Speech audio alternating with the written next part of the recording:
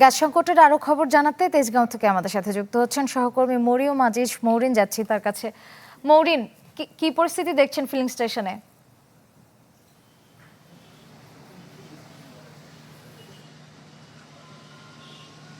শ্রেয়া, আমরা এখন রয়েছি তেজগাঁ সাউদার্ন ফিলিং স্টেশনে এবং আপনি দেখতেই পাচ্ছেন যে আমার দুই পাশেই গাড়ি এবং যারা আসছেন তেল নিতে তারা সকাল 8টা থেকে আমরা দেখছি যে তারা লাইনে দাঁড়িয়ে আছেন এবং এই লাইনের কিন্তু শেষ নেই। আমরা গত কয়েকদিন ধরেই দেখছিলাম গ্যাস সংকটের কথা, কিন্তু সংশ্লিষ্টরা বলছেন যে এখানে ফিলিং স্টেশনে যারা আছেন তারা বলছেন যে এই গ্যাস সংকট আসলে এত দ্রুত কমার সম্ভাবনা নেই। ফিলিং স্টেশনগুলোতে গ্যাসের সাথে সাথে গ্যাস যতক্ষণ থাকছে ততক্ষণ দিচ্ছে এবং গ্যাস শেষ হওয়ার সাথে সাথে অনেকে তেলের গাড়ি আসলে যারা ব্যবহার করেন তারা তেল সংগ্রহ করছেন এবং অনেক ক্ষেত্রে তেলও অনেক সময় সংকট দেখা দিচ্ছে। সেই জায়গা থেকে যারা এসেছেন এখানে তেল নিতে তাদের সাথে কথা বলছিলাম, যারা গ্যাস নিতে এসেছেন তাদের সাথে কথা বলছিলাম। আসলে যারা এখানে আসছেন তারা বলছেন যে 12-13 ঘন্টা দাঁড়িয়ে থাকার পরও অনেকে গ্যাস না নিয়ে ফেরত যেতে হচ্ছে। সেই জায়গা থেকে আমরা সংশ্লিষ্ট যারা কর্মকর্তা রয়েছে তাদের সাথে কথা বলেছি। তারা বলছেন আসলে গ্যাসের চাপ যতটুকু সরবরাহ থাকার কথা ততটুকু সরবরাহ না থাকায় তারা আসলে যারা ক্রেতারা আসছেন তাদেরকে গ্যাস দিতে পারছেন না। এদিকে যারা আসলে জীবিকার তাগিদে গাড়ি চালান বা সিএনজি চালান তারা আসলে অনেকটাই সংকটের মধ্য দিয়ে যাচ্ছেন। তাদের আসলে সংসারের খরচ চালাতে হিমশিম খেতে হচ্ছে। সেই জায়গা থেকে অনেকেই বলছেন যে এই সংকট যদি বেশি দিন চলতে থাকে তাহলে আসলে তাদের সিএনজি বা গাড়ি চালানো বন্ধ করে অন্য কোনো পেশায় আসলে বিকল্প রাস্তা দেখতে হবে। আপনাকে একটু জানিয়ে রাখি, পেট্রো বাংলার একটি তথ্য, সেটি হচ্ছে তারা বলছেন যে আসলে সরবরাহের তুলনায় গ্যাস তারা দিতে পারছেন না এবং দিনে গ্যাসের চাহিদা 380 কোটি ঘনফুট হলেও গত বছর ধরেই সরবরাহ করা হচ্ছে 270 কোটি ঘনফুট।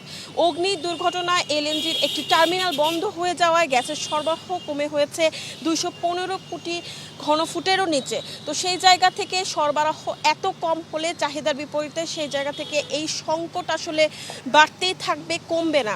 এবং যে টার্মিনালটি নষ্ট হয়েছে সেই জায়গা থেকে এখনও গত শনিবারেও আসলে টার্মিনালটি চালু করা যায়নি। তো টার্মিনালটি যতক্ষণ না পর্যন্ত চালু করা যাবে গ্যাসের এই সংকট কাটবে না বলে বলছেন সংশ্লিষ্টরা।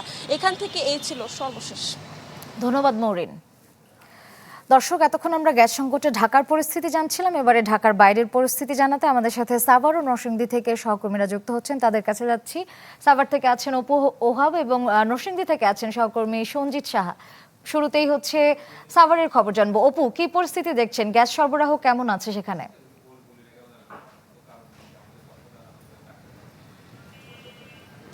শ্রেয়া, সরবরাহ ব্যবস্থায় কিন্তু কোনো প্রকার উন্নতির খবর আমরা এখন পর্যন্ত পাইনি। আসলে চাপ নেই। তারা বলছিলেন যে গ্যাস লাইনের যে অবস্থা, লাইনের চাপ নেই। এই পাম্পটি আমি যেখানে রয়েছি এটা কিন্তু এই মুহূর্তে গ্যাস সরবরাহ বন্ধ রয়েছে। নগদ নিয়ে এলো হার না মানা হার অফার। সর্বনিম্ন 10,000 টাকা রেমিটেন্স নগদে পাঠালে থাকছে স্বর্ণের হার জেতার সুযোগ। আমি কথা বলেছি এখানকার যারা রয়েছেন তারা বলছেন যে মেশিনে যেহেতু লাইনে চাপ নেই তারা চাপ তুলছেন, আসলে তাদের যন্ত্র ব্যবহার করে চাপ তুলছেন। কিছুক্ষণ পরে গ্যাস দেওয়া হবে, এই জন্য কিন্তু এখানে লাইন লেগে আছে। এখানে পাম্পের ভিতরে বাহিরে ব্যাপক লাইন লেগে আছে এবং অন্যান্য পাম্পের কথাও যদি বলি, সাভার, ধামরাই প্রত্যেকটি পাম্পে একই অবস্থা, চাপ নেই। চাপ তোলার জন্য যে সময়টুকু নেয় ওই সময়টুকু দীর্ঘ লাইন লাগে এবং যখন দেওয়া হয় সরবরাহ হয় তখনও কিন্তু খুব কম চাপ পায়। যেখানে 220 থেকে 40 পাওয়ার কথা সেখানে কিন্তু তারা 100 বা 120 প্রেসারে নিতে হয়। সেক্ষেত্রে এই অর্ধেকেরও কম গ্যাস তারা নিতে পারে এবং কিছু সময়ের মধ্যেই, অর্থাৎ যে হাফ ট্যাঙ্কি বা তার চেয়ে কম ট্যাঙ্কি গ্যাস নেওয়ার ফলে কিন্তু আবারও তাদেরকে ঘুরে ঘুরে আসতে হয়। এই ধরনের ভোগান্তি শুধু এই পরিবহনের ক্ষেত্রে, সিএনজি চালিত পরিবহনের ক্ষেত্রে যে এটি নয়, এখানকার এই এলাকার যে আবাসিক গ্রাহক রয়েছে আবাসিক গ্রাহকদেরও একই অবস্থা। তারা এই দিনের বেশিরভাগ সময় গ্যাস পায় না, যখন পায় তখনও খুব নিবুভাবে চুলা জ্বলে এবং এই জন্য কিন্তু তাদের যে রান্নাবাড়া সেটিও সমস্যা তৈরি হচ্ছে। পাশাপাশি শিল্প প্রতিষ্ঠানও যে জেনারেটর চালাবে এবং অন্যান্য কাজে যে শিল্প চলবে সেই কাজও করতে পারছে না, ফলে কিন্তু উৎপাদন ব্যবস্থাও ব্যাপক ক্ষতি হচ্ছে। শ্রেয়া, ধন্যবাদ অপু। এবারে আমরা নরসিংদীর খবর জানবো। সঞ্জিত, কেমন দেখছেন? গ্যাসের চাপ রয়েছে কিনা? গ্রাহকরা কি পর্যাপ্ত গ্যাস নিতে পারছেন কিনা? সংকট যেন পিছু যাচ্ছে না। গ্যাসের যে অব্যাহত সংকট, সেই সংকট দীর্ঘ থেকে দীর্ঘতম হচ্ছে এবং এই সংকটের প্রভাব পড়তে শুরু করেছে সাধারণ মানুষের জীবনে। এখানে দেখবেন যে অনেক মানুষ কিন্তু দাঁড়িয়ে আছে গ্যাস নেওয়ার জন্য, কিন্তু কেউ কিন্তু গ্যাস নিতে পারছে না। আমরা একটু জানতে চাইবো আসলে কি সমস্যা হচ্ছে আপনাদের, বলবেন একটু? রাতে 4টার সময় আসছি, আজকে 10 দিন যাবত এই অবস্থা। আমাদের কোনো গ্যাস পাইতেছি যে ঠিক মতো পর্যাপ্ত পরিমাণ। তাছাড়া আজকে রাতে 4টা বাজে আসছি, 4টা বাজে আসছি, 6টা বাজে গ্যাস বন্ধ করে দিচ্ছে পাম্পের থেকে।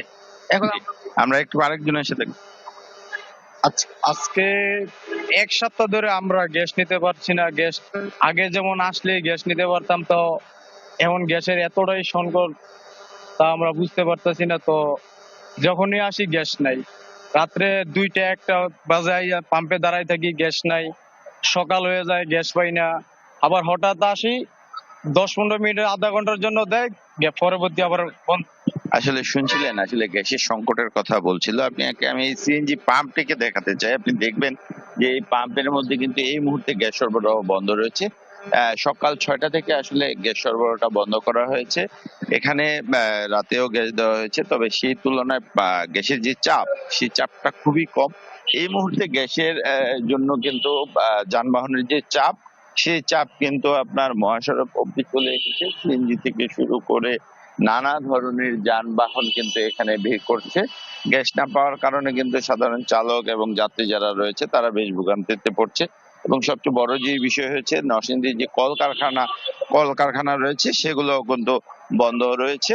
তো এই অবস্থা যদি চলতে থাকে আসলে সংকট আরো ঘনীভূত হবে এবং এর প্রভাব কিন্তু সাধারণ মানুষের জীবনেও পড়বে। তো এই ছিল সর্বশেষ অবস্থা। শ্রেয়া, ধন্যবাদ সঞ্জিত।